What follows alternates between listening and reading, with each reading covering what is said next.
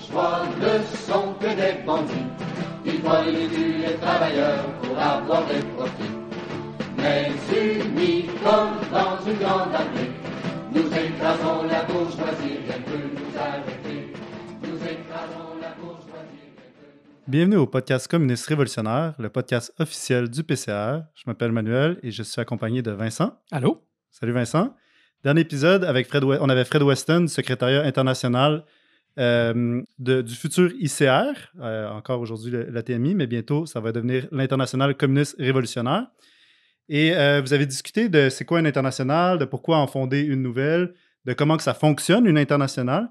Puis, on se disait qu'on voulait continuer sur une série d'épisodes sur le concept, en fait, des internationales, parce qu'il y a eu d'autres internationales avant cette future internationale qu'on va fonder. Et c'est intéressant, je pense, comme sujet là, de discuter de ça au moment où, justement, on va en fonder une nouvelle. Au moment d'enregistrer, on est à 11 jours de la conférence fondatrice de l'ICR, qui va avoir lieu en Italie, puis qui va être visionnée dans plusieurs villes. Et le PCR au Canada va envoyer une délégation pour ce congrès de fondation de l'ICR. Et donc, je pense que c'est très excitant tout ça. Oui, au dernier épisode, de quoi on a parlé, pour se remettre un peu dans le bain, on a expliqué c'était quoi une internationale. C'est un parti mondial de la révolution socialiste. Et pourquoi? Parce que le capitalisme est un système global. Et pour pouvoir renverser le capitalisme, il faut que les travailleurs de tous les pays s'unissent ensemble dans une même organisation pour mener la révolution contre le système capitaliste. Et le socialisme et le communisme, eux aussi, doivent être mondiaux, en fait. Ça, c'est vraiment important. Et c'est pour ça que dans l'essentiel de la grande partie de l'histoire du mouvement ouvrier, il y a eu des internationales, des partis mondiaux de la Révolution. Marx et Engels ont fondé la première internationale. Engels a fondé la deuxième internationale. Lénine a fondé l'internationale communiste. Et Trotsky a fondé la quatrième internationale. Et ça fait déjà plusieurs décennies, en fait, qu'on n'en a plus. Il n'y a plus d'internationale. Et c'est pour ça, justement, qu'on fonde une nouvelle internationale communiste révolutionnaire. Donc, le programme qu'on vous propose, c'est de commencer tout d'abord par parler de la première internationale, l'Association internationale des travailleurs. Et ensuite, on pourra discuter les autres internationales par la suite. Oui, puis je pense que ça va être des sujets vraiment intéressants parce que, tu sais, en fait, on marche dans les pas des géants. Il y a des gens qui sont venus avant nous. Puis à travers toute l'histoire de ces internationales-là, il y a énormément de leçons. Puis il y a l'occasion aussi d'approfondir des idées. Puis comme ça a été discuté, entre autres, au congrès de fondation du PCA, mais aussi au dernier épisode, pour notre organisation, les idées, l'importance de la théorie, c'est vraiment c'est central, tu sais. Fait que je pense que c'est vraiment important là, qu'on prenne le temps là, d'essayer d'aller chercher là, tout le plus possible ce jus-là, là, puis vraiment d'utiliser ça, s'outiller là, pour pouvoir justement là, construire cette nouvelle internationale-là, puis évidemment arriver à une révolution mondiale, renverser le capitalisme. Mais donc, commençons par la première internationale, commençons par le début. Peut-être qu'on peut commencer par discuter un peu de ce que c'était. Fait que Marx a participé à la fondation de la première internationale, mais l'initiative n'est pas venue en tant que telle de Marx. En fait, il y avait eu une lutte en Pologne, il y avait eu un soulèvement en Pologne en 1963. Puis naturellement, il y a plusieurs groupes dans le mouvement ouvrier mondial qui vont s'organiser, puis qui vont faire une conférence. C'était à l'église Saint-Marc, si je ne me trompe pas. Puis en tout cas, ils vont discuter en fait de la pertinence de construire une organisation mondiale qui soutient les travailleurs à l'échelle mondiale, puis qui vient empêcher la compétition entre les classes ouvrières des différentes nations. Puis Marx, dès le début, va participer à ça et va participer là, à écrire les documents là, de fondation en fait, de cette nouvelle internationale-là. Fait que, puis pour Marx et Engels, c'était tout naturel en fait de participer à cette nouvelle organisation internationale-là, parce que, comme vous le savez probablement, dans les manifestes du Parti communiste de 1848, ça finit par prolétaires de tous les pays, unissez-vous. C'était déjà des internationalistes, mais il faut comprendre quand même que Marx et Engels avaient une toute petite organisation, hein, c'était tout jeune à l'époque. Et donc, avec la formation de cette nouvelle internationale-là, ils se trouvaient maintenant avec l'occasion de se lier à un mouvement qui était mondial, puis à sortir là, en fait, des frontières nationales là, de où est-ce qu'ils se trouvaient. Fait que c'était quoi la première internationale, l'Association internationale des travailleurs? C'était une organisation mondiale. Il y avait des sections nationales, ça pouvait être des partis politiques, des syndicats, différents groupes. Et c'était pas une internationale marxiste ou communiste. Il y avait plusieurs tendances dans la Première internationale. Il y avait des anarchistes, par exemple, des gens qui se revendiquaient de Proudhon ou de Bakounine. Il y avait des réformistes, il y avait des libéraux de gauche, il y avait des syndicalistes et évidemment, il y avait des communistes, des marxistes. Et Marx et Engels, ben, dans cette situation-là, ils vont militer pour leurs idées, hein, pour le marxisme ou le socialisme scientifique. Et vont polémiquer avec ces différentes tendances-là, en fait. Cool. Puis, tu es sur une bonne lancée. Peut-être tu pourrais me parler un peu de c'est quoi que cette première internationale-là réussit à accomplir dans son vivant. Mais c'était une internationale qui était très présente sur le terrain, qui luttait aux côtés des travailleurs puis des différents groupes opprimés. Il était actif dans les grèves, dans différents conflits sociaux. Ils ont milité contre l'importation de briseurs de grève. Ils ont collecté de l'argent aussi pour des grévistes, pour leurs familles. Ils ont été aussi engagés, impliqués, si on veut, pendant la guerre civile américaine. Ils ont soutenu, en fait, les États industriels du Nord des États-Unis contre les États esclavagistes du Sud. Il y a même une lettre que Marx envoyait à Abraham Lincoln où ce qu'il disait, genre, où ce qu'il encourageait Abraham de mettre fin à l'esclavage, si je me souviens bien. Ouais, il donnait un soutien à Lincoln, c'est un soutien évidemment critique, mais Marx, il comprenait que c'était pas un communiste, là, Lincoln. Ouais. Mais Lincoln a joué un rôle progressiste, en fait, dans la libération des Afro-Américains à cette époque-là. Mener une guerre révolutionnaire contre l'esclavage. Exactement. Sinon, d'autres choses que l'International a participé à faire, c'est après l'échec de la Commune de Paris de 1871, ça va être d'aider les réfugiés de la Commune qui vont devoir s'enfuir un peu partout. Fait que l'International, partout dans le monde, va les aider à se réinstaller. Ça, c'est parmi quelques-uns des accomplissements de l'International, puis on pourrait y revenir tantôt là, sur la Commune de Paris. Ouais, clairement. Ouais, il va falloir quand même aborder ça. C'est un gros sujet. Puis, quand même, c'est peut-être intéressant de discuter à travers tout ça. Bon, tu as mentionné que Marx et Engels n'étaient pas tout seuls. Il y avait toutes sortes d'autres courants. C'est quoi l'apport de Marx et Engels là-dedans? Peut-être tu peux me parler un peu de ça? L'apport de Marx et Engels, je dirais, c'est essentiellement d'amener cette idée-là du socialisme scientifique dans la Première Internationale. Puis c'est quoi ça, en fait? C'est de faire que le socialisme se base maintenant sur une base scientifique. Puis un des éléments qui est amené par Marx et Engels, c'est l'importance de la classe ouvrière. Il montre comment la classe ouvrière est vraiment l'agent révolutionnaire qui va permettre d'accomplir la transformation socialiste de la société, de pouvoir planifier l'économie, de socialiser les forces productives dans la société.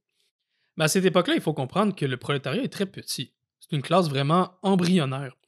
Et ça fait que beaucoup de militants de la Première Internationale appartiennent pas à la classe ouvrière. Sont ce qu'on pourrait appeler des petits bourgeois. La petite bourgeoisie, la classe intermédiaire entre le grand capital puis la classe ouvrière.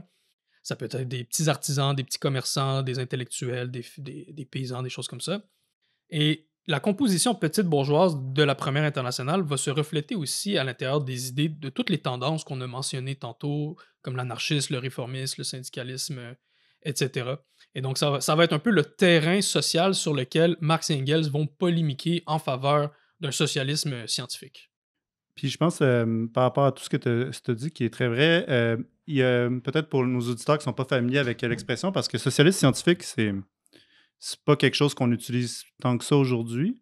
Comme mot, là, tu veux dire? Ouais, ben c'est ça, tu sais, souvent on va juste dire le marxisme, tu sais. Mhm. Mais il faut comprendre que Marx et Engels, ils ne disaient pas marxiste de leur vivant. Là, tu sais. Toujours bien des limites à avoir une bonne estime de soi-même. Mais donc, c'est ça, fait qu'ils se disaient des socialistes scientifiques en opposition, entre autres, au courant socialiste utopique qui existait à l'époque, comme Owen, comme celui de Saint-Simon, qui, eux, s'étaient imaginés des sociétés socialistes, tu sais, mais où ce qui n'avait pas nécessairement réfléchi à comment se rendre à ces sociétés-là. Fait que c'était imaginer des utopies essentiellement, tu sais. Puis ce qui est intéressant avec Marx et Engels, c'est qu'ils vont analyser d'un point de vue scientifique la société, l'histoire, l'économie. Et de cette analyse-là, ce qui va ressortir, c'est que l'évolution naturelle, en fait, de la société est vers une société socialiste, tu sais. Comme l'évolution du singe a été vers l'humain, tu sais. Ça, c'est ce qui fait la force, en fait, du socialisme scientifique ou du marxisme, comme on dit aujourd'hui. Marx et Engels, dans la Première Internationale, vont se retrouver à combattre en quelque sorte sur deux fronts. Fait que d'un côté, ils vont lutter contre les idées réformistes des dirigeants syndicaux qui vont essayer de collaborer avec les patrons, puis avec la bourgeoisie libérale. Et de l'autre côté, Marx et Engels vont lutter contre les courants qu'on pourrait dire sectaires ou ultra-gauchistes, notamment les anarchistes de Proudhon, de Bakounine. Une des idées qui revient beaucoup dans l'anarchisme à cette époque-là, c'est l'idée que les travailleurs n'ont pas besoin de participer à des luttes politiques, qui auraient seulement besoin de lutter pour des petites mesures économiques. Et chez Bakounine, l'idée qu'on retrouve, c'est la propagande par le fait ou la propagande par l'action. C'est essentiellement de faire ce qu'on appellerait du terrorisme individuel, faire des petites insurrections, des coups d'éclat faits par des petits groupes de révolutionnaires qui, magiquement, pourraient amener les masses là, à vraiment se révolter contre le système, ce qui, clairement, ne fonctionne pas. Puis ce qui est intéressant, c'est qu'on voit vraiment dans les deux cas comment la classe ouvrière n'est pas du tout vue comme une classe révolutionnaire. Tu sais, dans le cas de Proudhon, ben, la classe ouvrière a juste à faire des petites luttes économiques. L'idée de prendre le pouvoir, renverser la société, la changer fondamentalement, c'est pas du tout là. Puis du côté de Bakounine, ben, la classe ouvrière est complètement passive. Tu sais, en fait, c'est un groupe de gens qui connaissent la solution, qui arrivent, qui viennent libérer tout le monde. Un peu l'idée du sauveur, essentiellement. Tu sais. Ben oui, puis je dirais que Proudhon, lui, exprime les idées des artisans, des petits propriétaires, puis que Ouais. Bakounine, lui, il exprime plutôt les idées des éléments déclassés de la société, ce qu'on pourrait appeler le lumpen prolétariat, ainsi que les paysans révolutionnaires. Donc, ils sont pas, ces deux philosophies de l'anarchisme, c'est pas des expressions de la classe ouvrière, contrairement aux idées que Marx et Engels vont développer à l'époque. Puis c'était pas juste les anarchistes, c'était aussi des libéraux de tous les horizons. Je pense, par exemple, peut-être que certains d'entre vous ont lu le livre de Marx, Salaire, prix, profit. En tout cas, si vous l'avez lu, en tout cas, si vous ne l'avez pas encore lu, je vous recommande fortement de le lire, c'est très intéressant. Pour ceux qui l'ont lu, vous connaissez probablement le citoyen Weston qui se fait brasser de tous les côtés dans ce petit ouvrage-là. Mais ce qui est intéressant, c'est que le citoyen Weston est un membre, en fait, du Conseil général de la Première Internationale. Et les idées du citoyen Weston, pour résumer, c'était essentiellement des idées qu'on retrouve beaucoup qu'on entend encore aujourd'hui, qui disaient que si on augmente les salaires, les prix vont augmenter et donc on ne devrait pas lutter pour des augmentations de salaire et qu'on ne devrait pas faire de grève. Donc, c'est quand même, je trouve ça quand même intéressant.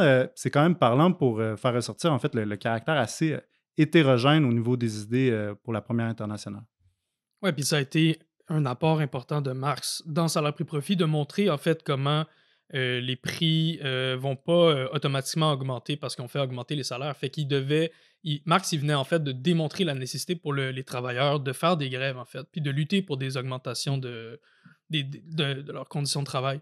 Puis d'ailleurs, je dirais, c'est lié d'une certaine manière à la lutte contre les idées de Bakounine, tu sais, puis de Proudhon.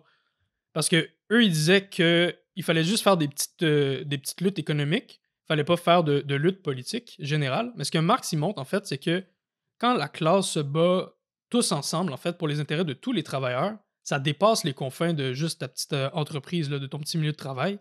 C'est une lutte pour l'ensemble de la classe ouvrière. C'est ça, la lutte politique. Ça peut prendre la forme de lutte pour des réformes, pour des droits démocratiques, le droit de vote, des choses comme ça. Et à travers ces luttes pour des réformes, ben, en fait, les travailleurs, ils apprennent, ils deviennent conscients qu'ils sont une classe, qui ont des intérêts communs entre eux, entre travailleurs, puis ça développe la conscience révolutionnaire. Ça leur montre aussi qu'ils ont le pouvoir, Ils sont forts. qu'ils sont forts, fait que ça crée une cohésion, ça montre la puissance de la classe ouvrière. Fait que la lutte pour les réformes, elle est en fait un tremplin pour développer une conscience révolutionnaire. Et ça, Proudhon et Bakounine, en fait, ils l'ont jamais compris. Puis un autre élément que je trouve intéressant avec, avec le petit livret Salaire plus profit, c'est aussi la méthode de Marx puis d'Engels, où ce que, tu sais, on voit qu'ils essayent de gagner, en fait, l'international au socialisme scientifique. Et la façon qu'ils le font, c'est pas par des manœuvres ou whatever, c'est vraiment en menant une lutte politique. C'est en essayant de gagner les gens sur la base des idées. Puis ça, je trouve ça, c'est très intéressant. Tu sais, c'est élever le niveau, en fait, là, de la discussion. Tu sais. Je ne sais pas qu'est-ce qui est arrivé du citoyen Weston dans tous les cas, mais tout ce travail-là dans l'international a été vraiment excellent, en fait, pour la clarification des idées. Par contre, c'est pas tout le monde qui avait ce point de vue-là, le même point de vue que Marx et Engels sur la façon de gagner les gens à la majorité. Puis ça va se voir, entre autres, là, dans le débat entre Marx et Bakounine dans l'Internationale, qui va être assez rude, là, je pense qu'on peut le dire comme ça. Entre autres, Bakounine va former toutes sortes de sociétés secrètes pour lutter contre Marx parce qu'en fait, Bakounine voulait devenir le dirigeant de cette première internationale-là, quand même prestigieux, tu sais. Mais il va constater l'énorme influence politique de Marx sur le Conseil général, puis il va arriver en fait à la conclusion que la seule façon que lui puisse se mettre dans cette position, c'est de miner en fait l'influence de Marx. Puis il va essayer de le faire par toutes sortes de manœuvres, de magouilles là, parce que politiquement, je pense qu'il n'y avait pas nécessairement espoir de gagner, en fait. Bakounine a joint l'Internationale de façon assez tardive, en fait, parce qu'il était occupé à faire partie d'une organisation bourgeoise, en réalité. Puis quand il a réalisé là, que ça ne fonctionnait pas de ce côté-là, puis là, il décide de joindre l'Internationale. Il le fait en fondant une société secrète, une alliance, en fait, qui va utiliser un peu comme un genre de bélier, en fait, pour ramener ses positions de force dans l'international. Puis, ce que l'international lui demande, en fait, c'est de faire partie de l'international comme tous les autres membres. Parce que lui, il voulait que son alliance allait ses propres congrès, ses propres documents, ses propres positions. Des privilèges. Ouais, c'est comme une internationale dans une internationale, tu sais. Fait que ça fonctionnait pas, ça permettait pas à l'international d'avoir vraiment cette cohésion puis d'avoir un débat démocratique puis on s'entende sur des positions communes. Puis l'international va lui demander finalement de dissoudre son alliance, puis que les membres rentrent dans l'international comme tous les autres membres. Là. Ils vont accepter, mais finalement, Bakounine va recréer une nouvelle société secrète à l'intérieur de l'international, et il va utiliser ça pour mener en fait une vraie guerre là, contre le Conseil général de l'international. Et il va faire passer des documents de façon cachée, il va l'envoyer à différents délégués sans que ça soit connu de tous. Ça c'est une des magouilles qu'il a faites notamment. Fait que Bakounine, il va essayer d'amener ses idées anarchistes dans la première internationale, mais ultimement, il va perdre le vote, en fait. À ce moment-là, Marx a gagné une majorité de l'internationale à ses idées. Et à ce moment-là, Bakounine va être fâché envers Marx. Il va lui en vouloir, puis c'est une guerre qui, pour lui, va devenir un peu personnelle. Et c'est là qu'il va inventer le concept de socialisme autoritaire et de socialisme libertaire. Ça, c'est une idée peut-être que vous êtes familier avec. Moi, quand j'étais anarchiste, je pensais ça. Hein. Je demandais à nos camarades, êtes-vous des socialistes autoritaires? Et évidemment, les personnes à cette époque-là ont connu le stalinisme. Là. Fait qu'on peut pas faire de... Il n'y a pas de lien à faire avec le stalinisme, là, qui est pas socialiste du tout, en fait. Le socialisme autoritaire, ce serait cette idée de Bakounine qui, en fait, Marx puis les marxistes seraient autoritaires et ce serait des méchants, là, tu sais. Et que lui, ou plutôt les anarchistes, ce serait des libertaires, donc qui défendent vraiment la liberté individuelle. Alors que pour les marxistes, la liberté, elle est vraiment fondamentale. La démocratie ouvrière est au fondement de notre communisme. Et qu'est-ce qu'il cherchait à accomplir à ce moment-là, Bakounine? C'est ça la question. Il voulait discréditer Marx et le Conseil général en disant que c'était des méchants autoritaires. Et donc, c'était pas vraiment une théorie là, qui était en train d'amener, c'était essentiellement une insulte. Mais c'est surtout très ironique. C'est très ironique parce que Bakounine a utilisé toutes sortes de manigances pour attaquer le Conseil général, puis il respectait pas les décisions à majorité qui étaient faites par l'International. Puis constamment, il ramenait ses trucs, puis il faisait des petites magouilles en dessous de la table. Et à l'intérieur de sa société secrète, c'était pas très démocratique. C'était assez tyrannique, c'était pas mal Bakounine qui décidait de tout. Donc c'est très ironique en fait qu'il attaque Marx en disant que c'était un autoritaire, alors que Bakounine, lui, il était très, très autoritaire. Ouais, ben, puis c'est une forme d'autoritarisme comment dire, nier un peu la décision démocratique qui avait été prise par le Conseil général dans les congrès, tu sais. Mhm. Fait qu'en tout cas, petit aparté. Mais je pense que ce serait intéressant parce que là, bon, il y a tout ça en arrière-plan, mais là, il arrive un moment important, la Commune de Paris. Et ça, la Commune de Paris, pour donner un peu de contexte, en fait, il y avait une guerre entre la France et la Prusse à l'époque, et les armées françaises vont se faire planter essentiellement. Je sais, en bon français, en bon québécois. Puis la Prusse va avancer sur la France. Et à Paris, essentiellement, la ville va être abandonnée par la bourgeoisie, puis va être laissée là, dans les mains de la population locale, là, des Parisiens.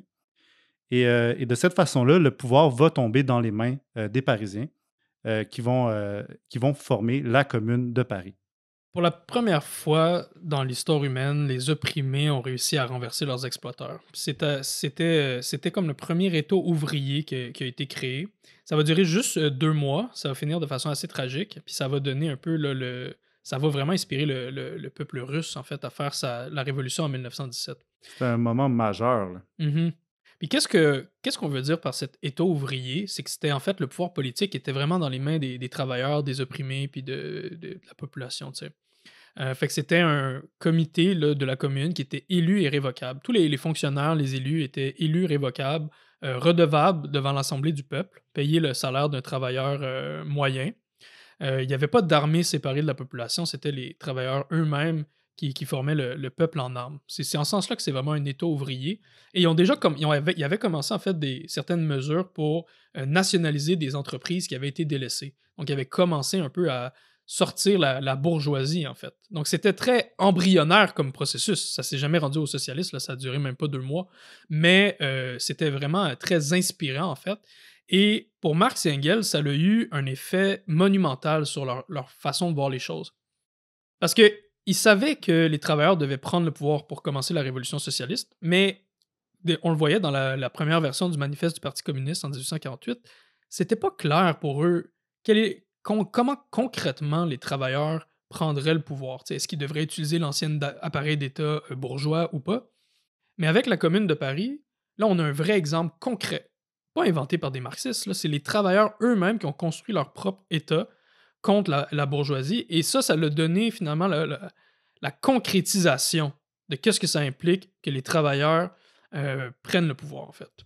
Je pense qu'on peut dire, j'ose m'avancer pour dire que la Commune de Paris, c'est vraiment ce qui a permis à Marx et Engels de compléter la théorie marxiste, de vraiment en faire un tout là, qui... Ouais, puis ils ont compris que tu pouvais pas juste t'emparer de la machine d'État bourgeois toute faite, que ça permettait pas d'accomplir les tâches de la révolution socialiste, mais que les travailleurs, les opprimés devaient se doter de leurs propres organes politiques pour mener à bien la révolution. Puis ça a été la preuve historique, en fait, de cette idée-là. Détruire le pouvoir, détruire l'État de la bourgeoisie, puis en former un nouveau pour répondre aux besoins de la classe ouvrière des opprimés. Mais la Commune, bon, tu mentionnes qu'elle a duré seulement 2 mois, fait qu'il y avait des faiblesses hein, dans la Commune. Entre autres, au niveau de sa direction.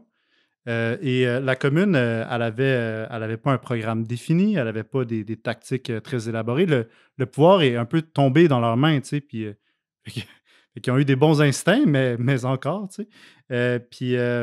Dans la commune elle-même, les internationalistes, les socialistes scientifiques étaient minoritaires, tu sais. Puis un des grands problèmes, une des erreurs qu'ils vont faire, c'est qu'ils vont pas, entre autres, nationaliser les banques, empêcher en fait aux banques. La Banque de France. Ouais, c'est ça, empêcher la Banque de France de continuer de pouvoir, tu sais, comme donner de l'argent en fait aux bourgeois. Tu sais, ça fait que la bourgeoisie qui avait quitté Paris avait encore accès à de l'argent, tu sais, puis pouvait encore justement préparer la contre-révolution, puis écraser en fait la Commune de Paris, là. Le gouvernement de Thiers réorganise les forces contre-révolutionnaires à Versailles, qui est assez proche de Paris. En collaboration avec les armées prusses, si je ne me trompe pas, non? Il y a eu un petit pacte, oui, tout à fait. Et ben, c'est ça, ce qu'il fallait faire pour gagner, en fait, c'était de bloquer là, l'apport de fonds, d'argent vers l'armée contre-révolutionnaire. Il fallait aussi aller chercher les autres communes, en fait, qui étaient en train d'apparaître un peu partout en France. Oui, c'est vrai, il y en a eu d'autres. À Lyon, ça se peut-tu? Notamment, oui. Et ben justement parce que dans la commune de Paris, les internationalistes, les communistes n'étaient pas en majorité, il n'y a pas eu cette perspective-là d'aller chercher les autres communes. C'était plutôt centré sur soi-même, en fait. Puis ils ont vraiment... ils ont fait comme si l'armée contre-révolutionnaire n'était pas en train de se réorganiser. Ils ont passé 2 semaines à organiser des élections, Ouais. alors que la bourgeoisie, elle, était en train de se préparer à les massacrer, en fait. Puis Il y avait des armées là, derrière la porte, là. Mais c'est ça. Fait que ce qu'il aurait fallu faire, en fait, c'était de réorganiser, utiliser la garde nationale, qui était maintenant contrôlée démocratiquement par les travailleurs, puis marcher directement sur Versailles pour briser la contre-révolution dans l'œuf avant qu'elle s'organise puis qu'elle attaque la commune. Mais malgré ces erreurs-là, pour nous, en fait, c'est des leçons extrêmement précieuses. Et je pense que ces erreurs-là peuvent se transformer en quelque chose de positif si on s'accapare ces leçons-là pour nous aujourd'hui, puis qu'on ne répète pas leurs erreurs. Et la défaite de la commune va vraiment porter un coup fatal à l'Association internationale des travailleurs. Ça va vraiment être un point tournant. Puis il va y avoir toute une vague de répression, en fait, qui va venir après la défaite de la Commune de Paris. En fait, la Commune de Paris elle-même va être détruite dans le sang. Et ça va faire qu'il va y avoir plein de réfugiés de France qui vont fuir, entre autres, en Angleterre. Je sais qu'en Allemagne, il y a Bebel et Auguste Bebel et Liebknecht, le père, pas le fils, qui vont être emprisonnés aussi. Et il va vraiment avoir une vague de répression générale par rapport à tout ça. Ça va vraiment changer le sentiment là, de beaucoup de membres de la Première internationale. Il va y avoir de la démoralisation, de la confusion. Oui, sur un autre aspect, l'Association internationale des travailleurs devient de plus en plus radicale et les syndicalistes, plutôt réformistes anglais, ils ne voudront plus être associés à l'international, surtout à cause de la répression. De peur. Oui, la répression après la commune, en fait. Fait que l'international commence déjà à perdre des plumes. Le moral est affecté et toutes ces circonstances, en fait, vont vraiment nuire au travail de l'international. En fait, même en France, ils n'ont plus le droit de mener du travail. Éventuellement, ils vont déménager le siège social à New York. Et c'est dans ce contexte c'est dans ce contexte-là que toutes les luttes entre les factions qui restent, entre les différents courants, vont vraiment éclater au grand jour. Et ce sera même plus possible d'avoir un débat là, sain et honnête. En fait, ça va être des intrigues, des magouilles un peu partout, notamment Bakounine, là, il va vraiment mener une guerre là, frontale contre le Conseil général. Et ultimement, en fait, l'international ne sera plus capable de se tenir ensemble. Ça sera plus possible de continuer et il va falloir la dissoudre ultimement. Donc, l'international va avoir duré à peu près une décennie, va se dissoudre en 1876. Et ça va être un peu comme un avortement prématuré. Ça va être comme une organisation qui ne va pas avoir pu répondre à son plein potentiel.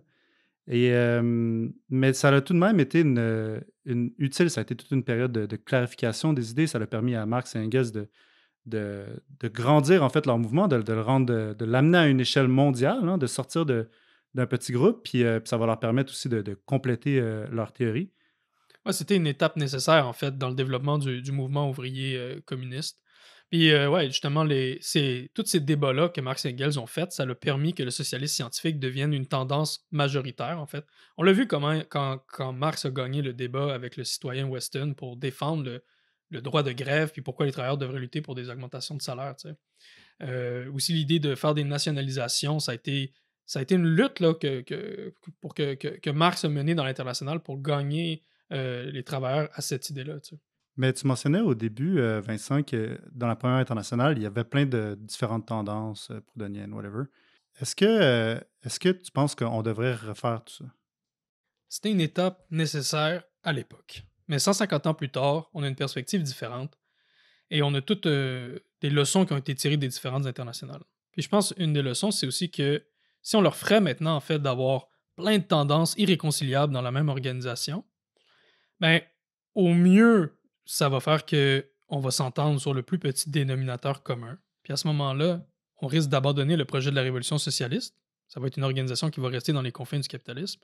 Donc, ce ne sera plus une internationale, ce ne sera plus un parti mondial de la révolution.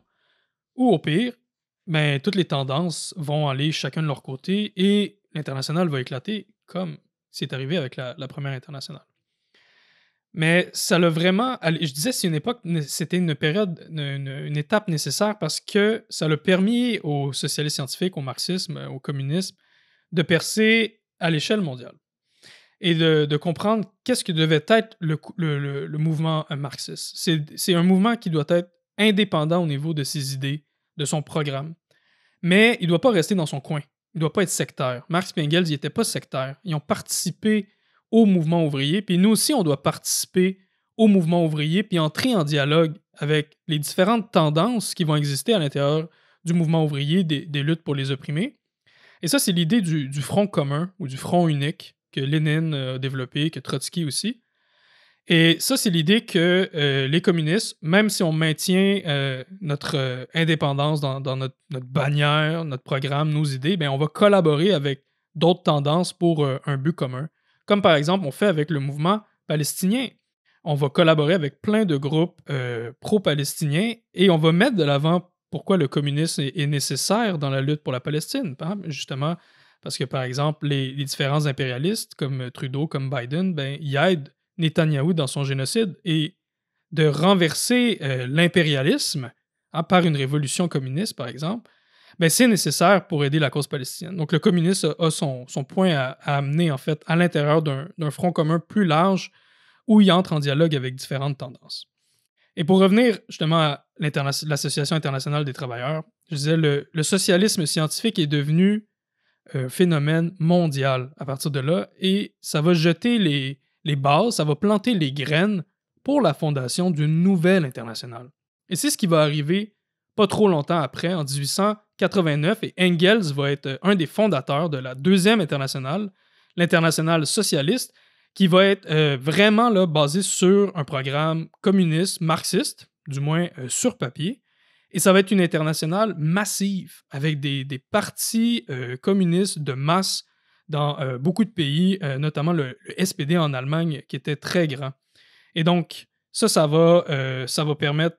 les leçons de la Première Internationale vont être apprises et vont permettre de repartir le mouvement communiste sur de nouvelles bases. Merci Vincent. Je pense que ça fait pas mal le tour. Prochain épisode, continuons sur la Deuxième Internationale. Et là-dessus, je te dis merci et à la prochaine. À bientôt. Dans toutes les industries, de Montréal à Toronto, vers le Colombie, notre chant